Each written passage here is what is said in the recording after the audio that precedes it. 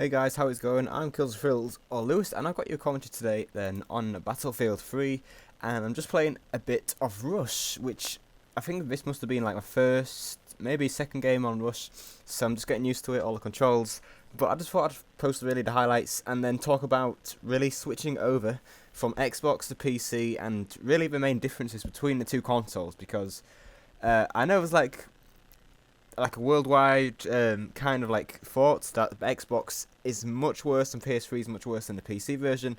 So I just wanted to really like clarify all the differences I've found so far through my like week and a half really of playing Battlefield, and I'll just kind of like smooth out any things which maybe isn't true and maybe confirm things which are true about moving over from Xbox to the PC.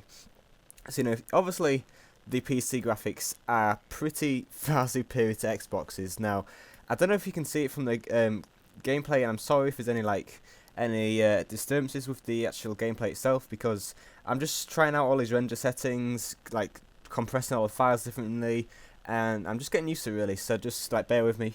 But yeah, like I was saying earlier on, the graphics then, of course, Xbox and PS3 have generations behind the PC, and that's just because they can't update the console and the graphics card and all that stuff inside the Xbox. So they just tend to really fall behind. The frames per second on PC are much greater as well because they can handle better graphics. I'm using the Nvidia GeForce GTX 570, and I can almost play on ultra without it lagging. When I'm actually recording itself, because it lags a bit when I'm recording and playing it on ultra, so I usually switch it down to high. But yeah, the graphics then, PC kind of beats it hands down anytime, anywhere, and that's it. That's the same thing for PC, PS3 and Xbox. It beats it on both consoles. Next thing then is the control and the way they play the game. Now, generally you'd think, alright, so Battlefield is Battlefield. It's going to be pretty damn similar. Similar graphics, not really. Similar controls, yeah, of course it's similar controls, but it does seem a lot different to PC. So I was expecting when I came to PC to be like, well, yeah, I guess I know the feel of the game. I'm going to be pretty good at getting kills, and it has been a big learning curve because Xbox is actually quite different to PC and the way it plays. I mean, I was talking to some people from Quantic as well, and I was saying I wanted to use an Xbox control adapter and plug it into the PC, and then play off the Xbox control. But because at first I was just finding it really difficult to play with the PC mouse and keyboard, but I've just got used to it after a week, and I'm glad I didn't buy it, because Xbox control, if you go back to it, it feels so stiff. There's lots of dead zones on the control where you can't actually. Well, because it's control, you got a limited like range on how much you can like move around. So obviously PC is gonna be so much faster, and I'm just like really grateful that I didn't go over to the Xbox control, because I would still be getting absolutely destroyed, and the PC is just so much more quicker. Even the Xbox gameplay and the controls, it feels really sluggish and like slow moving as well, and that really ties on to the next topic, which is the pace of the game. So Xbox is for you guys who don't know. Xbox is actually different to PC. You can only play with up to 32 players on one map, so that's 16 players on each team.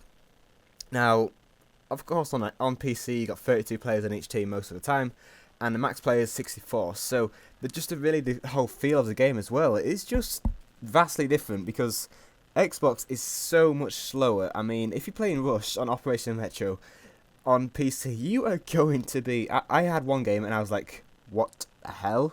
Because there's so many people there, it's just a massive firefight, and it's just so different to the Operation Metro I've been playing on Xbox. The next thing then is, of course, you get small MCOMs. That's kind of, you only get 3 MCOMs, I think, A, B, and C on the PC. That's if you're playing Conquest. It's pretty much similar if you're playing Rush. And then also you get a load more noobs. Now, some PC players, kind of complain because they think, there's some campers. If you go to Xbox, there is a lot more campers. Now, I'm not saying that Xbox players are bad, because I've played Xbox, and there's some really, really good players on Xbox as well as PC and PS3. I'm not just saying it for Xbox. This is like in general for PS3 and Xbox. But you know, you get some people who just camp in a building all game because you know they think it's something like Call of Duty and it's just a completely different game. And you know, you get a lot more newer players because you know generally, because Xboxes are much cheaper and PS3 is much cheaper, you get a lot more new players playing it. Overall, though, guys, if I was going to pick one console to say which is the best, of course I'm going to have to go for PC. However, you know, not many people have the budget to spend a good amount of money on a PC. I think mine costs like £1,100, which is quite a lot for a PC, I guess. So you know, not many people can afford like a really good PC. And if you're just a casual gamer, you like playing games with friends, I'd go for Xbox or PS3. But if you do really appreciate your graphics, you like playing in big action-packed games, then go ahead, get PC as well. And hopefully enjoy this commentary, guys. If you want to check out my channel, I'll be happy, and I'll see you guys around. Bye.